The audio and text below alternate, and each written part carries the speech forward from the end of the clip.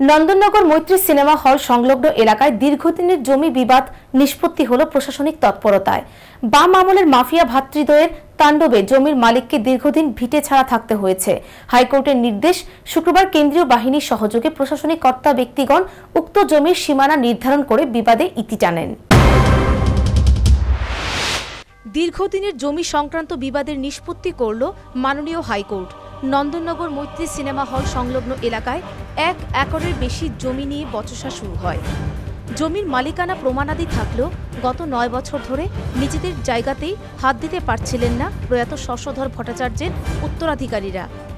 অভিযোগ, বামেদের শাসনকালে এলাকায় মাফিয়া হিসেবে পরিচিত আব্দুল করিম এবং আব্দুল রহিমের পরিবারবর্গ নানাভাবে বাধা বিঘ্ন সৃষ্টি করে এবং জমির আসল মালিকদের এলাকায় ঢুকতে দেয়নি।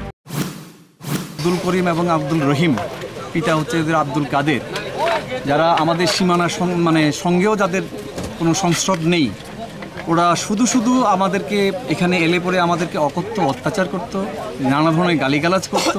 এখানে পিলার নানা ধরনের দিলে পরে সেগুলো তুলে দেওয়া হতো। মানে সোজা কথা হচ্ছে, আমাদের যে দৈনন্দিন যে কাজ সেটা করতে গেলে সেটা ওরা বাধা দিত।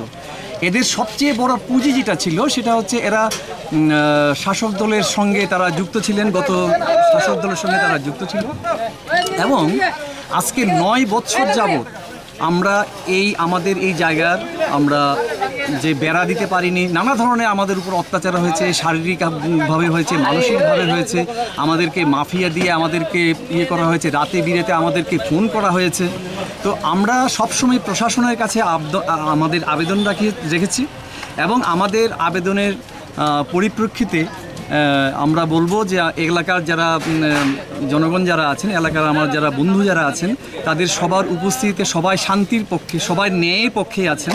ওনাদের সবার উপস্থিতিতে এই পরিবারটাকে আমরা আইসোলেট করতে পেরেছি বলে আমাদের বিশ্বাস এবং এই পরিবারটাকে সবার চিহ্নিত করা উচিত, জানা উচিত যে এই এলাকাতে কারা মাফিয়াগিরি করে এই এলাকার বদনাম করছে। শুক্রবার হাইকোর্টের নির্দেশনামা নিয়ে বিবাদপুষ্ট স্থানে পৌঁছায় প্রশাসনিক কর্তা ব্যক্তিগণ। কেন্দ্রীয় বাহিনীর উপস্থিতিতে সংশ্লিষ্ট জমির নির্ধারিত সীমানায় বেড়া বাঁধা হয়।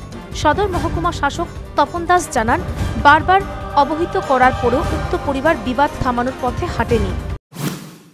বারবার বিভিন্ন অবস্থায় বলেছিলাম আপনাদের কাগজ জমা দিন, যেমন থাকে কাগজ জমা দিন, কিন্তু কোনো কাগজই তারা জমা দেখাতে পারেনি। যার জন্য তাদের টাইটেল নিয়ে যে ক্লেম যেটা আছে, যে তাদের টাইটেল এই জমিটা তাদের, সেটা কোথাও তারা প্রয়োগ করতে পারেনি। এখন দেখার বিষয় হচ্ছে, এই জমি বিবাদ আইনি নিষ্পত্তির পরে আদৌ মীমাংসা হয়েছে নাকি আগামী দিনে হাইকোর্টের নির্দেশকেও অবমাননা করা হবে। Bureau report, news vanguard.